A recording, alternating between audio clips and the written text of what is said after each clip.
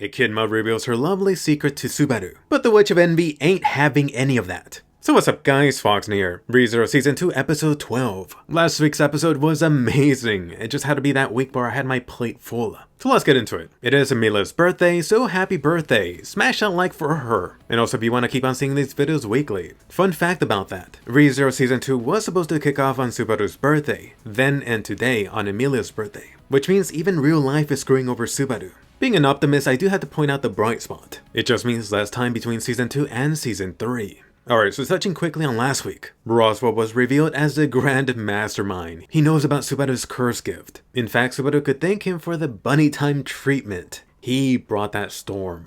You also got the truth about Betty, which got expanded in this week's episode. Then, to top off everything, Emilia, that poor broken down elf. Just how terrible was last week's ending. Finally, a kiss of death for Subaru when he was in Swiss cheese mode. Anyway, getting into today's episode, Subaru dying, or should I say respawning. What a tragic figure. Definitely wouldn't recommend being a Sekai into ReZero. Not unless you're a masochist. At the very least, you got your eye back, buddy. Funny little thing from the light novel. Subaru was actually damning death for getting in the way of his first Emilia smooch. And in case it wasn't clear why Emilia was super thirsty for some Subaru last episode, it was a combination of her breaking down due to Puck being MIA and no support from Subaru. Subaru should have been like, hey Emilia, how about continuing where we last left off? Feeling lovey-dovey? Which ultimately brings you to the important part. Subaru wanting to save Emilia, the mansion, and this current location. He truly is greedy. Let's see just how much Subaru gets slammed down for that statement. So you got Subaru repeating this night chatter. You could bet that it's starting to become even more obvious that Subaru isn't really paying too much attention.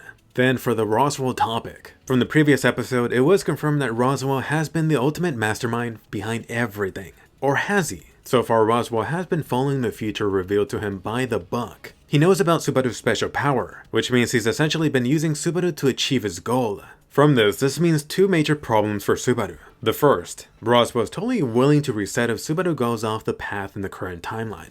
And two, ReZero doesn't exactly know that Subaru resets by dying, which means enjoy some abuse, Subaru. Perhaps one of the most depressing things highlighted in the light novel is just how alone Subaru feels with all of these resets. He really only has one lady to turn to. Oh Subaru, haven't you learned that nothing is free? I was waiting for this episode. Subaru, time to relive your sins. It really reminded me of the Ghost of Present, ReZero Edition, which by the way was hinted in the opening. The first death, right when Subaru found out about Potato Rem. Could you freaking imagine being Emilia and the others? Subaru died since he couldn't bear Rem being taken away. You should also notice how many times he actually killed himself. Most of these times was due to him trying to get Rem back. Emilia even had to throw in the love line. Oh Emilia, you truly are naive. Subaru loves more than one person. In fact, he's been gaining quite the lowly army this season. That's right Subaru, the second trial has begun. Hope you don't go insane on this ride. Next Subaru death, right after Mr. Green took over his body. Unfortunately, it was best girl Felix that had to take Subaru out. You got Julius being heartbroken, and even eventually Emilia found out. Getting back to the chamber, I had a feeling that Subaru was going to go back to his potato state from season 1. Here's some stuff that the anime left out. Subaru was always hating this thought, that there was a chance that the past worlds would continue after his demise. If Subaru ever stopped to consider it, the foundation for his actions would start to crumble away. It really was this contradiction. Subaru was the one that wished to save others, yet potentially he was constantly leaving everyone behind. Then for the voice, that was clearly Subaru speaking. During this time was when Subaru actually finally realized that. Next scene, Subaru pancaked right during the time that Ram was chasing his ass. There is so much said with Betty here, which is one of the reasons alone I love the ReZero anime. Similar to Attack on Titan, after watching future anime seasons, you could go back and rediscover some new depth to how characters behaved, especially for Betty. Turns out that Betty did think that Subaru was the one that would save her. At this point, she should have been acting on her own without guidance from that knowledge book. Next up, Subaru freezing off to the giant Puck. Turns out in that loop, Reinhardt would have shown up to make some WAP. Which means sorry Puck, no doomsday scenario for you. What you should notice is Puck equally blaming himself and Subaru for this terrible outcome. On top of this, it was really just nice seeing Reinhardt fully unleash that dragon sword, a one-hit KO. Talk about being overpowered. The anime really hasn't dived deeply into his power. Next Subaru dead end, the one that started it all. Elsa would have gotten off so easy in that loop. Next Subaru's death, the time Ren cleaned up that suspicious intruder. You even got Subaru dying to those 3 thugs. What a pathetic way to die. Subaru dying to the curse, which should have been the first time at the mansion. Honestly, this whole thing is not the type of montage you want people to witness of your life. Next up, the best cameo. I told you that we're gonna try to sneak in more Rem. Oh, how the tables have turned. Emilia has Subaru, and then Subaru has Rem to comfort him. He really just has Subaru damning his own weak self, not being strong enough to save them or prevent his own death. I recall reading this, thinking this sounds oddly familiar, just getting a deja vu vibe. Either way, more important right here is Subaru bringing up the thought of constantly leaving people behind or letting them die after his reset. Then, for Rem admitting her love, you really can't help but feel bad on two accounts. The first being Subaru's own love extending to at least include Emilia.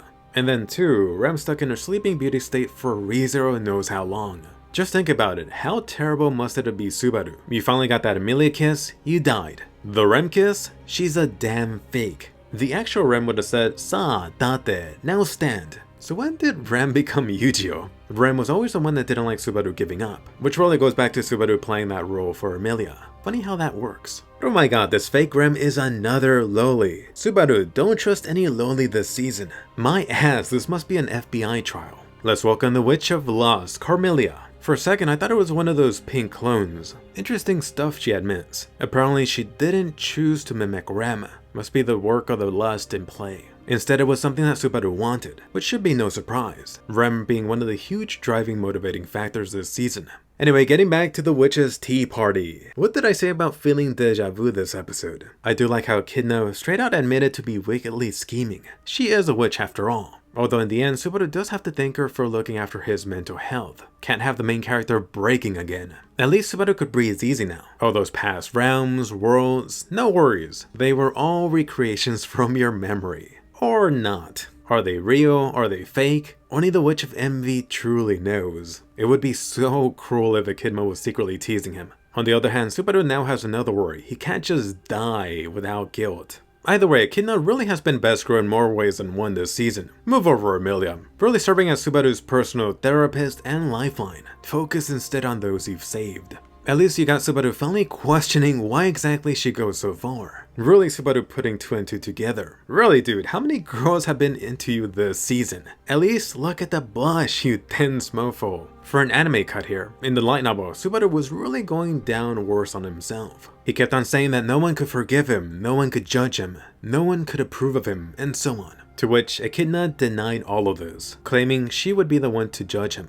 So, Subaru, how about a formal contract with this lovely witch? I mean, he has already been constantly helped by her already, so why not put a ring on it? Oh, Echidna, aren't you awfully eager? You were playing it all too cool, but you just let yourself slip. But hold up a second, the Witch of Wrath objecting to this bonding. Looks like Blondie here couldn't take any more of Echidna's rich BS. That supposedly Echidna couldn't talk about the negatives for being partners in crime. To which I do have to point it out. Echidna herself was actually being straight to Subaru. Just a moment ago, she outright admitted that she was only voicing the positives as his calculated plan to get Subaru to agree with her. Meaning Subaru had the ball in his court. Leave it to this guy to not ask about any potential drawbacks before signing the deal. You gotta read the witch terms of service, dude. Anyway, let's make this a witch party. The Witch of Sloth, really staying true to her name with her laying around. And this time, not a loli. And I might have spoken too soon, the other witch lolis. Anyone else also notice that almost see-through dress? Really strange.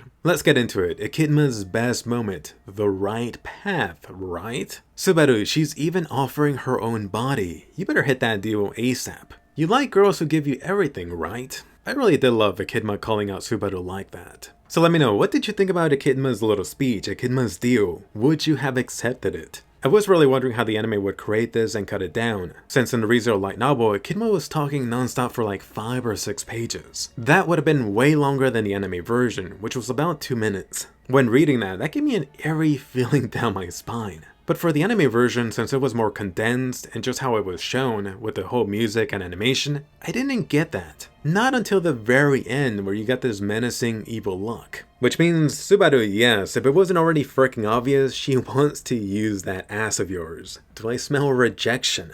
Anyone here that's familiar with the Subaru greed route knows what would have happened if he chose her, aka this damning fate that was awaiting Subaru. Oh, but let's spice this up, bringing up the Betty topic. This episode was really putting Echidna on full display. Turns out Betty was really like a little experiment. Go figure. Echidna was just hoping she would see who Betty would choose the entire time.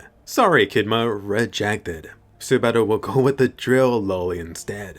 To which, seems like a certain witch isn't too happy with Subaru's firm choice. The final witch has arrived to the tea party. It looks like this is going to be a huge cliffhanger to the last episode. Next episode, so many secrets are going to be bursting out. Are you ready for that final episode next week? Before the break, that is. By the way, since today is Emilia's birthday, just know they are doing a little celebration here in Japan. I actually decided to check out the ReZero Emilia birthday shop. I went there a few days ago, and maybe it's a little different now since it's her actual birthday, but when I went, the shop was super dead empty. I also noticed there was some missing red merch for the new goodies. I'm gonna have to check back in a few days. This ReZero shop did have the new Echidna Tea Party figure on display. That's definitely on my radar now. Honestly, the only thing keeping me away, besides the price, is just knowing how many more figures this greedy witch will get. But anyway, fun bonus, who's been your favorite witch so far? For fun, let's include Emilia in that. Don't forget to subscribe for more ReZero and Anime Weekly videos. My meaty SAO Season 3 review is coming up in a few days. Go ahead and watch my last SAO video and I'll see you guys later.